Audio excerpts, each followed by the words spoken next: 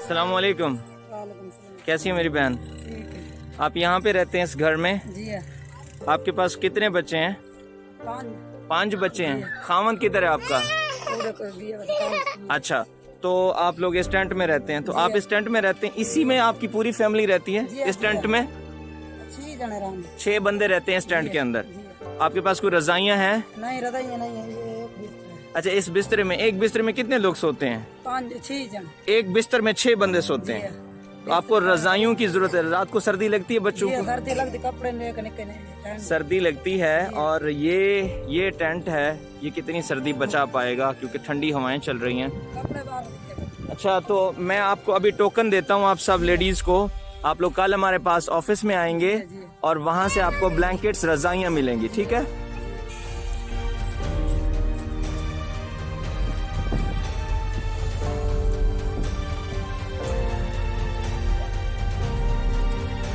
अस्सलाम वालेकुम। कैसे है मेरी बहन? आप इस टेंट में रहते हैं? ये आपका घर है? यहाँ पे बच्चे रहते हैं आपके? माशाल्लाह। तो कोई रजाइयाँ, सर्दियों से बचने के लिए कुछ सामान है आपके पास? हाँ, एक बिस्तर है। एक बिस्तर है। हाँ। बच्चे कितने हैं? 5 बच्चे आपके एक बिस्तर में सोते हैं। हाँ, तो रात को सर्दी लगती है? लगती है। सुकून से नहीं सोते फिर छोटे छोटे बच्चे?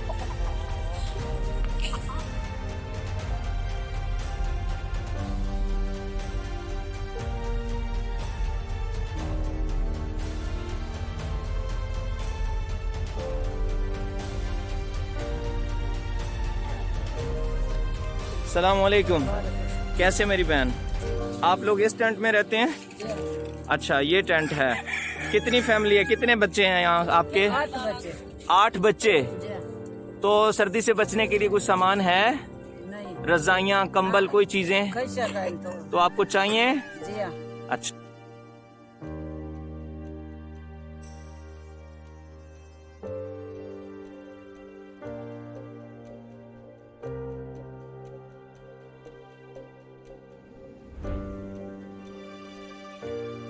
जी। अस्सलाम वालेकुम। वालेकुम सलाम। क्या हाल है माँ जी? चंगा हाल है। आप इस टेंट में रहते हैं आप लोग? जी हाँ। ये जहाँ पे, तो ये बताएं कि आप इसमें रहते हैं, किस तरह सर्दियों से बचते हैं? सर्दी लगती है यहाँ पे? 8 बच्चे। 8 बच्चे रहते हैं। जी हाँ। सर्दी भी लगती है? हाँ, बहु लगती है। हमारे बहन है पाले। जब बारिश आती है फिर क्या होता है? ये उड़ बहन बारिश। बारिश में ये टेंट उड़ जाते हैं? जी हाँ, उड़ जाते हैं। अच्छा माँ जी, हमारे पास कुछ रजाइयाँ हैं। हम इंशाल्लाह आपकी पूरी बस्ती को आज टोकन दे रहे हैं। जी। कल आप लोग हमारे ऑफिस में आके ये सारी रजाइयाँ इंशाल्लाह आप लोग लेके जाएंगे, ठीक है? आपके बच्चों के लिए, सर्दी से बचाने के लिए।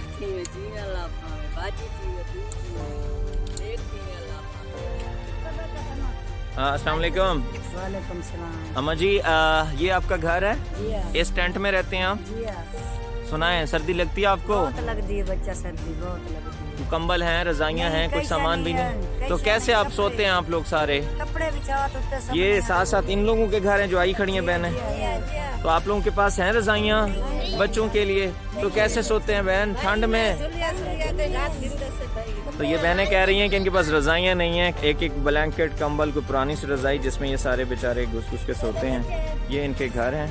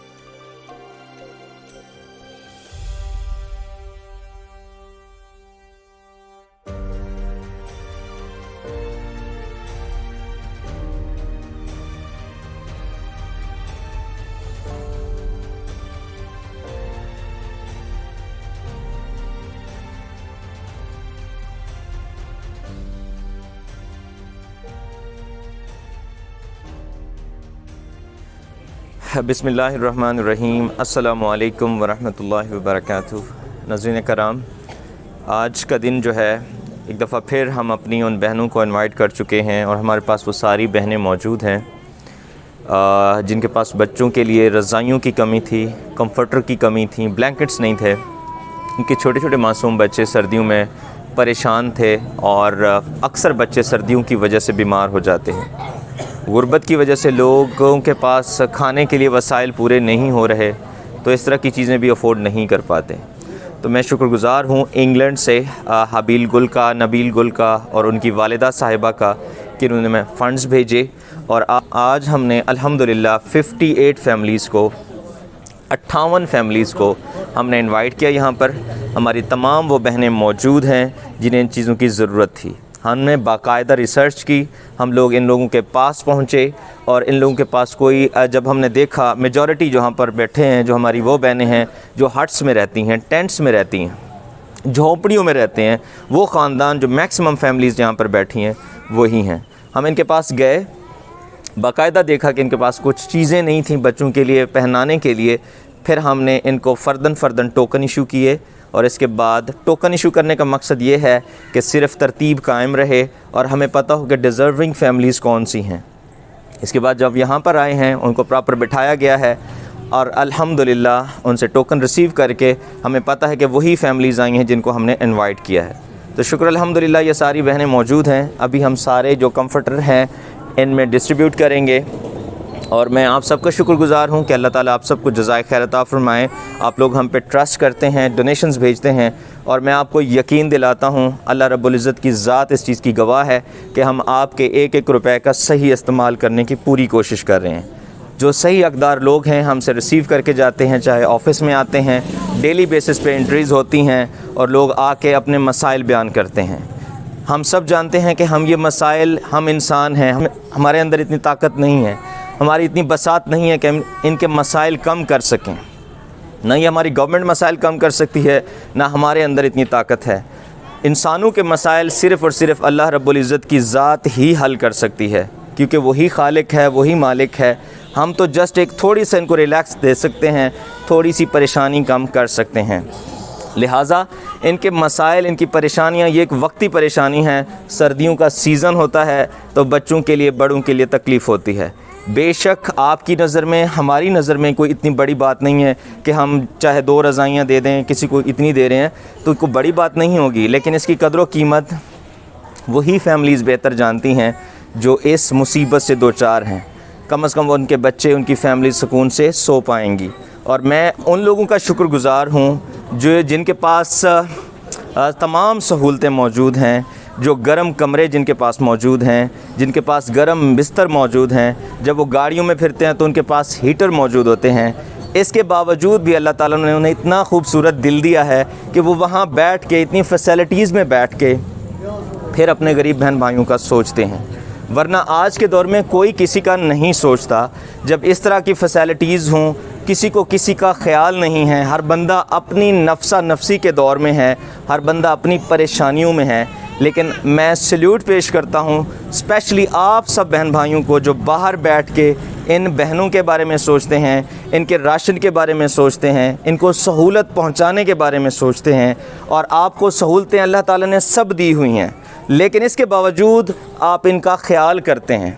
जिसे भूख होती है उसे ही पता होता है कि मुझे कितनी ज़रूरतें हैं, कितनी परेशानी है। और जिसका पेट भरा हो वो कभी किसी का ख्याल नहीं करता।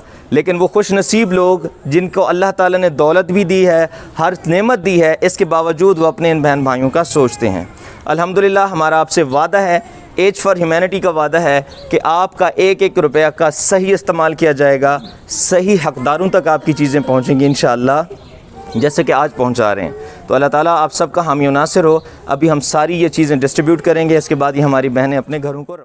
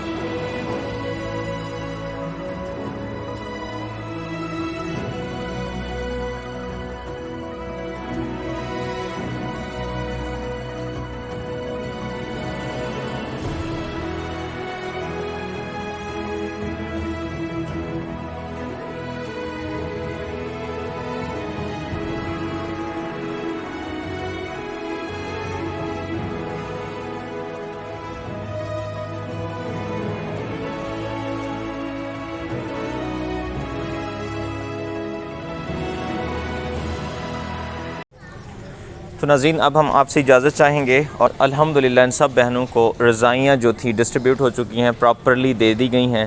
इंशाल्लाह ये लेके जाएं, अल्लाह ताला इनके नसीब में करे और स्पेशली उस ख़ानदान को अल्लाह ताला जज़ाए खैर अता फ़रमाए जिन्होंने इनके बारे में सोचा।